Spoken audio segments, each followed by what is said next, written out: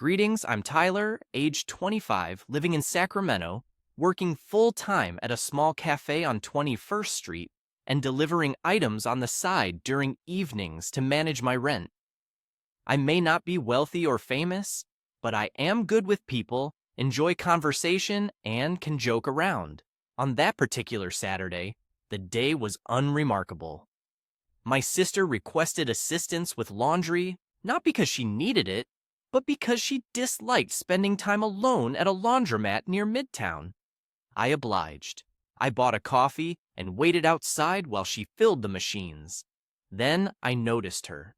She wore black leggings and a gray sweater, carrying two large bags of laundry.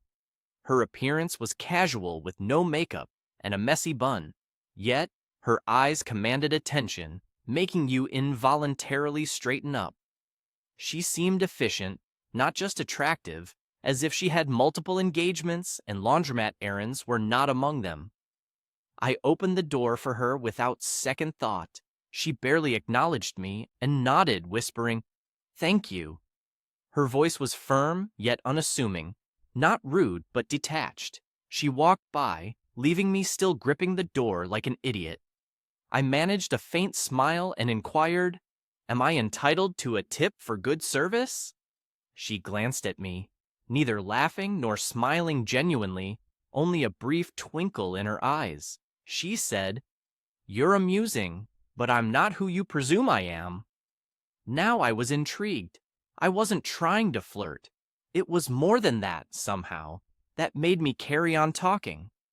We eventually found ourselves seated a few chairs apart outside the laundromat, with my sister inside swapping machines.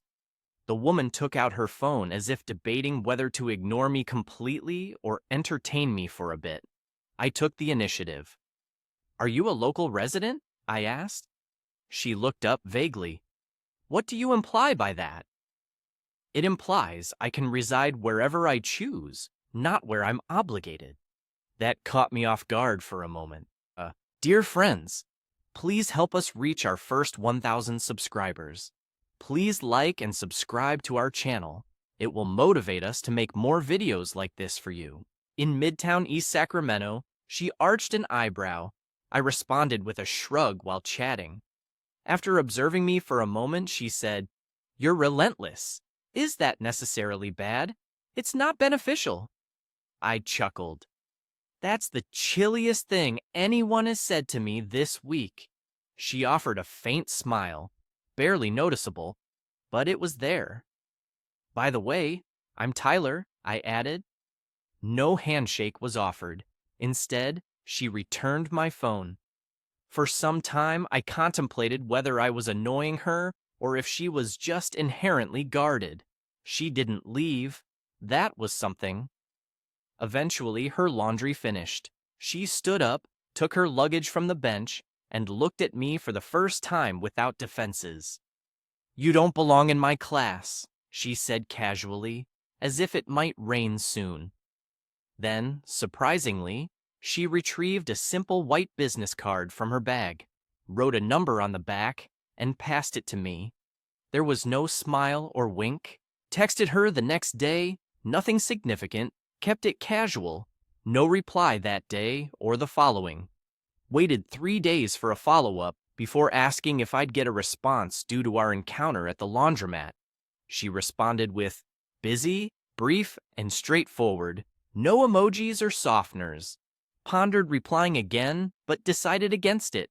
Pondered ignoring the message entirely as well. Ultimately, let it go, assuming she may not have been interested after all. Perhaps giving me her number was just a common courtesy when declining politely. 7 days later, unanticipatedly, she messaged me once more. "Are you working delivery tonight by any chance?" I nearly chuckled upon reading it. I wasn't scheduled for deliveries that night. I had planned to spend the evening watching a game and retiring early. "But of course," I replied. "Certainly, certainly. Where are we headed?" She provided her address. It was in Midtown. I've driven past that swanky condo building 100 times, but have never stepped foot inside. "That already tells me something," I remarked. Upon arrival, she was waiting in the main lobby, dressed impeccably in all black. She didn't smile upon seeing me. Instead, she moved to the passenger side as if it were an Uber ride. I opened the door for her and she entered silently. The moment she sat down, her perfume wafted towards me, clean, crisp, with a hint of pepper. To keep things casual, I quipped, "So what's the emergency? A meeting with the governor?" She didn't look at me. Instead, she mentioned a business gathering downtown. It wasn't a favor, she added. She suggested using Venmo for payment, but I shook my head, insisting there was no need. She persisted, saying it was only a small amount, but I explained that's not how things work, and I don't ask for favors. We drove in silence for a while before she finally broke it by asking why I was texting her. I glanced over and simply replied, because I wanted to. She questioned the reason, but I assured her it was enough of one. When she got out of the car, she didn't thank me or show any gratitude. Instead, she cautioned not to expect anything from her ever again, and as she entered the building, there were no goodbyes or affectionate gestures. However, I suggested we do it again, but I received only a cold response. Spent some time pondering if that encounter was insignificant or held more weight than it appeared. No messages from her for 2 weeks following. Then, at 10:38 p.m. on Friday, she texted, "Are you out tonight?" I had ended my deliveries earlier in the night. Instinct warned against responding, but I did. She replied, "What's up?" I offered a ride since she couldn't find one from dinner. Assured myself it wasn't manipulation, but aid. Told myself she wouldn't contact me unless she trusted me slightly. Yet, a feeling persisted that the call wasn't to see me. Picked her up. She looked stunning in a long black dress, heels, and styled hair. Quite a contrast from her casual laundry look.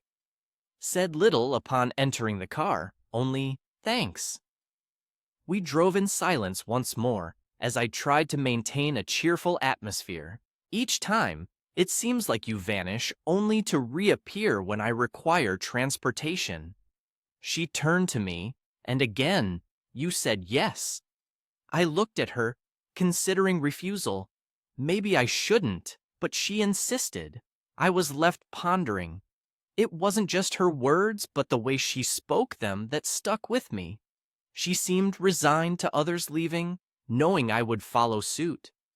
I dropped her off, and without a request for future contact or a farewell, she walked into her building. That encounter marked the start of our separation for some time. No messages, no updates, nothing followed. This silence unsettled me more than expected. I found myself revisiting those rides, feeling her reach out just enough to keep me connected without really trying. In due course, I made the decision to disengage. I deleted her number and silenced our conversation.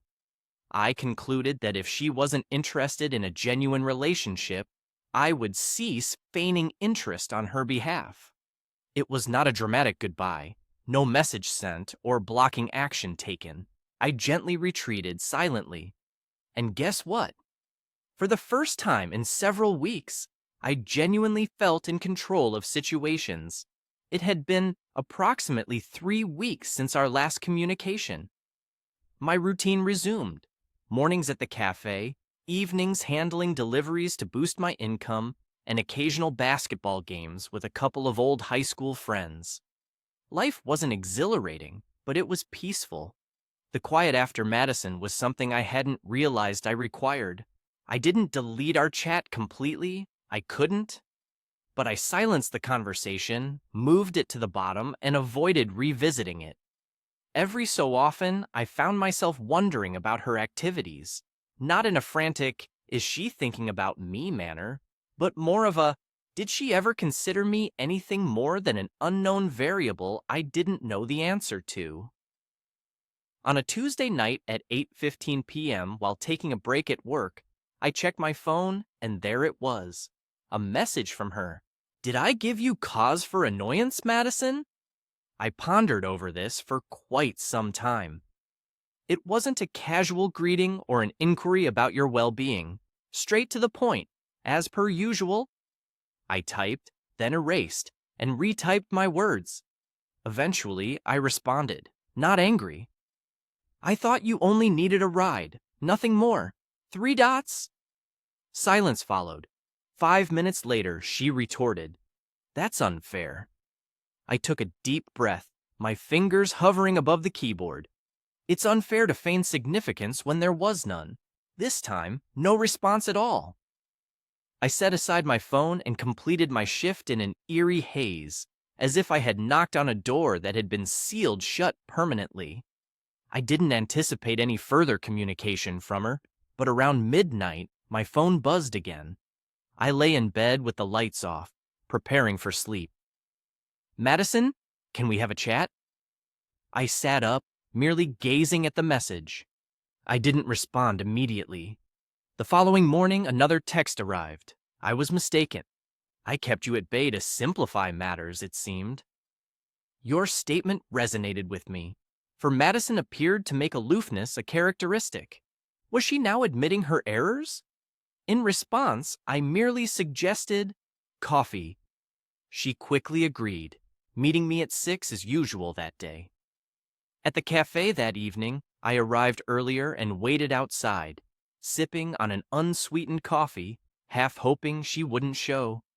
To my surprise, she did arrive, in casual jeans and a white shirt, with her hair loose and no makeup on.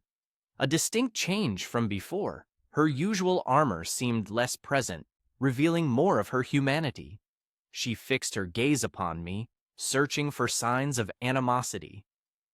I've been through some trials, she began.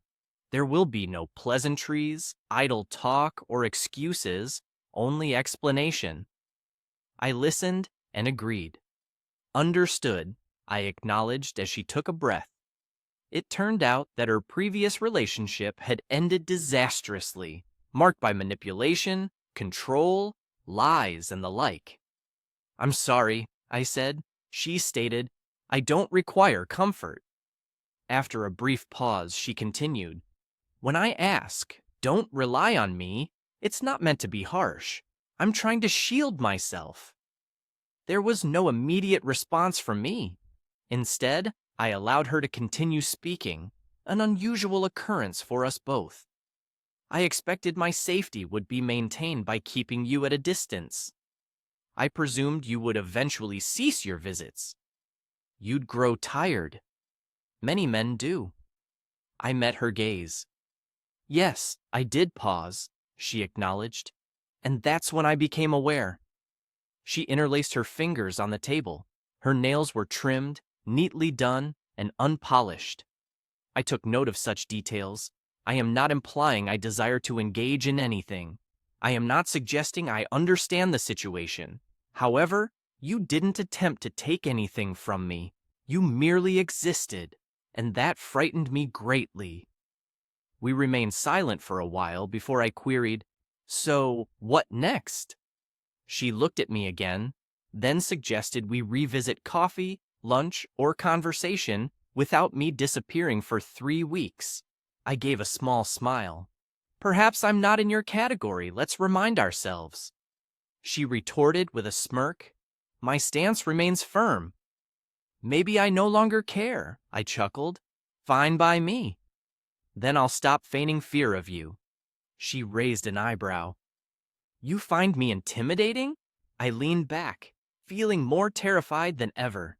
She genuinely laughed for the first time, her smile wide and eyes softening. We stayed quiet until the sky turned orange. We discussed trivial matters. Nothing heavy, no obligations. It felt like a restart. Not romantic, not flirty. Just 2 individuals navigating their way, possibly granting each other another chance at something significant. She didn't ask me to take her home. She had a car. But when she stood to leave, she paused. I'll text you tomorrow, she said. I promise. This time, I believed her. True to her word, she texted me the next day, around noon. Have you got anything planned for Friday evening? The question momentarily made me suspicious, but then I recalled our dynamic isn't the same as before, or so it feels. No plans as of now. By the way, have you ever dined at Divide? It's a restaurant I've heard of, not particularly high-end, yet expensive for my usual budget. It features wooden tables, wine pairings, and real silverware. I know the place, but haven't visited. How about we go there? It could be a treat for me. Honestly, that part puzzled me since Madison isn't typically generous, especially at first stages. I didn't protest or press the issue. Instead, I simply replied, "Sure, I'd like that." Come Friday, I met her outside the restaurant. She looked gorgeous, yet not ostentatiously so. Her hair was loose, falling softly in gentle waves. She wore a simple black dress and no jewelry.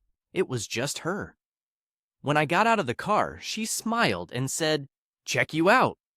I glanced down at my plain gray button-up and black pants. Nothing extravagant. She then grinned again. "You clean up nice." "This is my utmost attempt," I clarified. "What suits you well?" It was peculiar how significant those words sounded from her. A few weeks prior, she scarcely offered compliments. Now it felt as if we were both putting in equal effort. The dinner was leisurely and relaxed. No distractions from phones. Genuine conversation.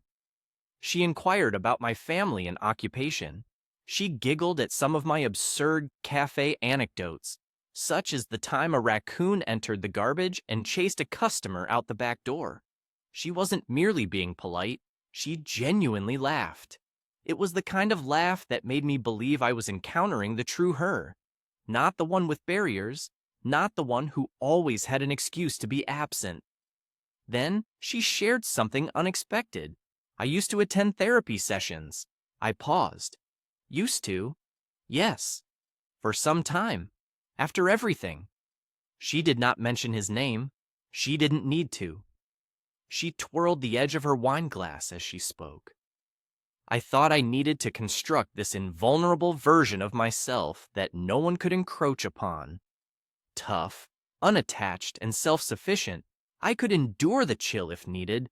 I believed it was functioning fine, that is, until you appeared, disrupting the status quo. "Me?" I responded with a small smile. "You required nothing from me. You weren't making advances, and you didn't force your way in. This made maintaining my barriers challenging." "I wasn't trying to spoil anything," I said. She understood. She replied, "That's what scared me." She leaned back, gazed out the window. "It's been a while since I had a genuine conversation like this," she said, sitting with someone without searching for an exit.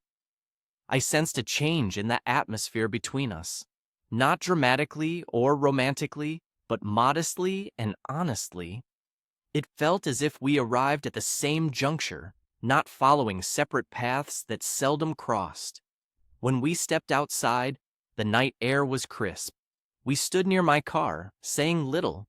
Then she spoke. "You don't have to drive me home," she said. "I want to," she added. She looked at me intently, not out of duty, but out of preference. I shook my head. "No," I responded, "not out of obligation, but out of choice." She gave a subtle nod and proceeded to open the passenger door on her own, without any fanfare or tension. The car ride was accompanied by gentle music, not silence. She hummed along to some songs and tapped her fingers on the armrest. I wasn't certain if this was a date. However, there was an option for a reset. But for the first time, I felt untroubled. Upon reaching her building, she didn't rush out as usual, but stayed seated, facing forward. "Would you like to join me upstairs?" she inquired. Her voice lacked flirtation and underlying meaning. Instead, it was a casual, straightforward invitation.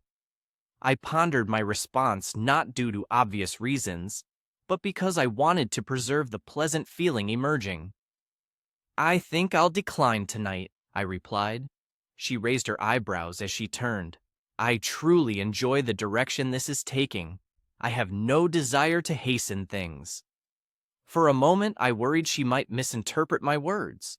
However, her expression relaxed. Neither her eyes nor her overall body language indicated something had shifted.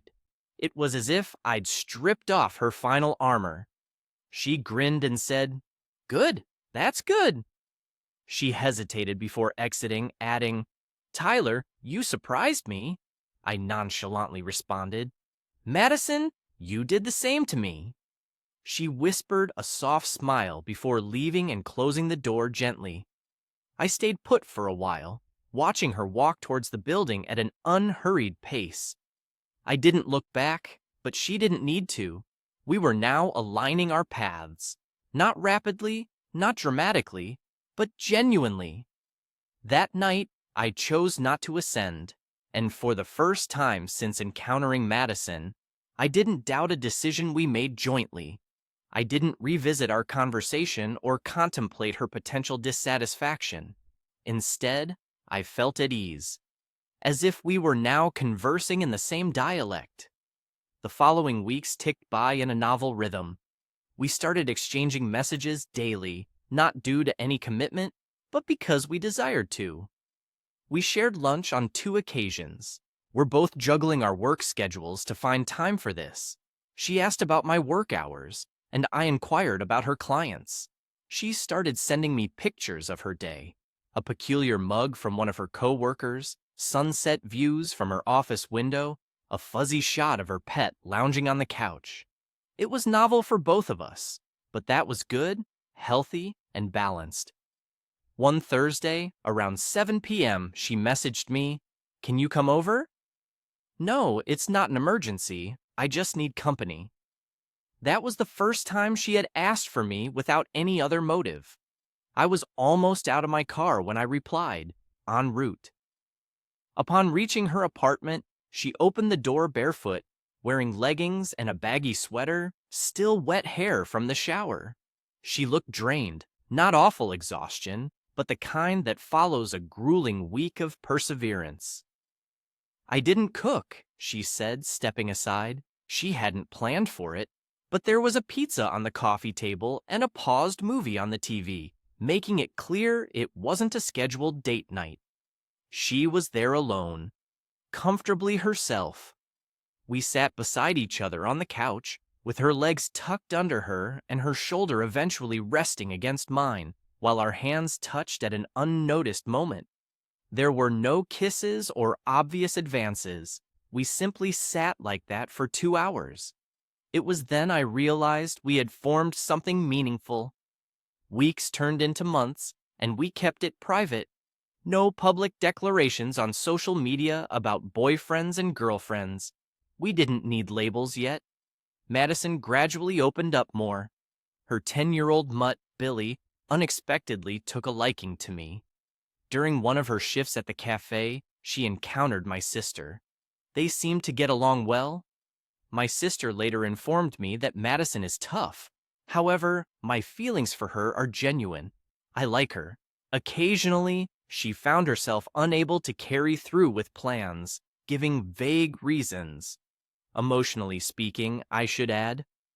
One day, as we walked home from a late dinner in Midtown, there was a gentle breeze and enough people around to give the area life without being too crowded.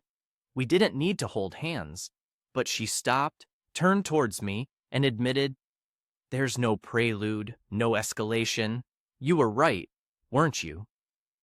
I was taken aback, and she clarified, "Regarding our first encounter when you claimed to have caught my attention." I smiled subtly as I recalled the memory. Indeed, from the moment you held the door for me, I had noticed you, although I didn't show it at the time. Looking at me, she admitted, "I found it hard to accept you as sincere, that you'd remain, that you wouldn't ask for anything from me. Now I recognize who you are, and I'm no longer afraid." She reached out to hold my hand, intertwining her fingers with mine. For a while, we remained silent, merely strolling. 3 months passed, and I moved in, not due to her request or financial reasons, but because it felt appropriate.